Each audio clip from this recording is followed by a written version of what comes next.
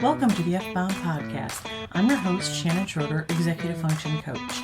I help neurodivergent women learn tips and strategies to improve the life skills that will help them be successful. Where do self-limiting beliefs come from?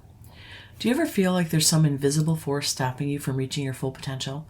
Like no matter what you do, you just can't quite be who you want to be? If so, you might be holding on to some self-limiting beliefs that keep you stuck. Self-limiting beliefs are thoughts or beliefs that hold us back and keep us from achieving our goals. They make us think we can't achieve something because of who we are, what we look like, or where we come from. These beliefs often come from our past experiences, good or bad. They can also result from societal pressures to succeed in specific ways and not others. But whatever their source, self-limiting beliefs will only continue to hold you back if you let them.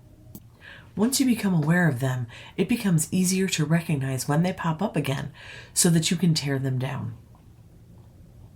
Common self-limiting beliefs. There are endless potential self-limiting beliefs, but these are some of the most common. I'm not smart enough. I'm not talented enough. I don't have what it takes. I'm not creative enough. I'm not good looking enough. I'm not fit, athletic, toned, curvy, skinny, etc. enough.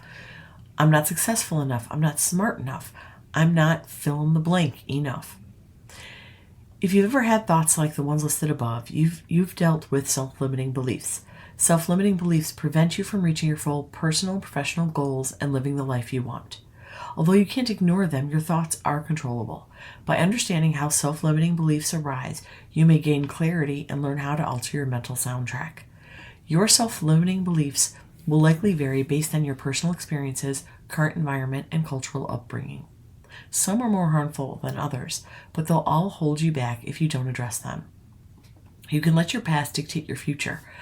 You must learn to confront your self-limiting beliefs head on if you want to change your life's path. Unkind remarks can result in self-limiting beliefs. Many people make the mistake of believing what they're told about themselves is true. They don't examine the belief when the words are said. This can cause you to carry around statements about your abilities that aren't true. Sometimes the people who love us the most can be the ones who cause us to build self-limiting beliefs. If a parent, teacher, sibling, or friend ever told you that you weren't good enough, not clever enough, not pretty enough, or anything else, you may have adopted that belief as your own.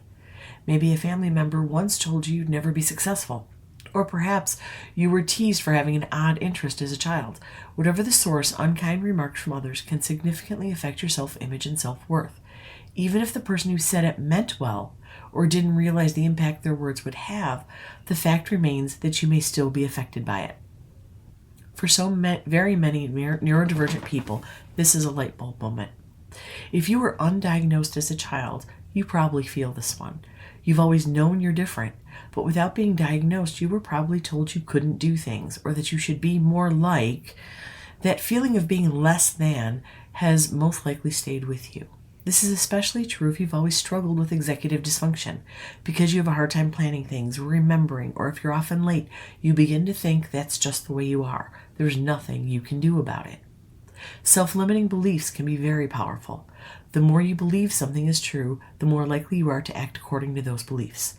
Those who struggle with self-limiting beliefs often find themselves in a vicious cycle of low self-esteem, lack of motivation, and procrastination. This can lead to feelings of helplessness and hopelessness, which only reinforce the belief that you're not good enough. If someone tells you that you're not good enough, you have to take the time to examine their words and determine whether they have any truth to them. If they do, you must examine your thoughts about yourself in regard to this statement. Self-doubt can lead to self-limiting beliefs.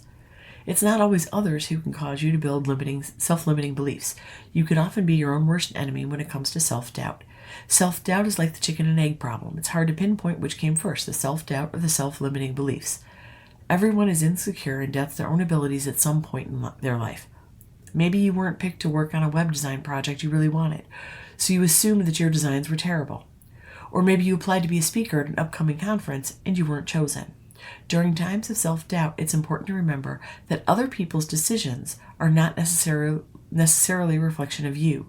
There are many possible reasons you missed out on the opportunity to work on a project or speak at a seminar that may have nothing to do with you. Self-doubt causes you to question your abilities and silently judge yourself. You might think you're not good enough, smart enough, or capable enough to achieve your goals and dreams. You might feel unworthy of receiving what you want out of life. But you may believe that other people are better than you and think you don't deserve the same opportunities.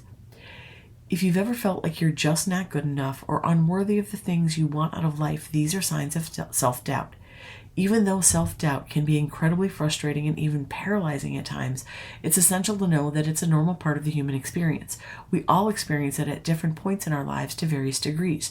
The good news is that it's something that can be overcome. Your perception of others can cause self-limiting beliefs. Imagine this. You're at a networking event. You spot a small business owner in the crowd and walk toward them. Before you can reach them, they turn away. You assume they don't want to talk to you. You might think things like, I'm a boring conversationalist. No one's interested in me. Maybe they can tell I don't belong. Your perception of this person keeps you from reaching out. So you stick to talking with people you already know and miss out on the chance to build some great professional relationships.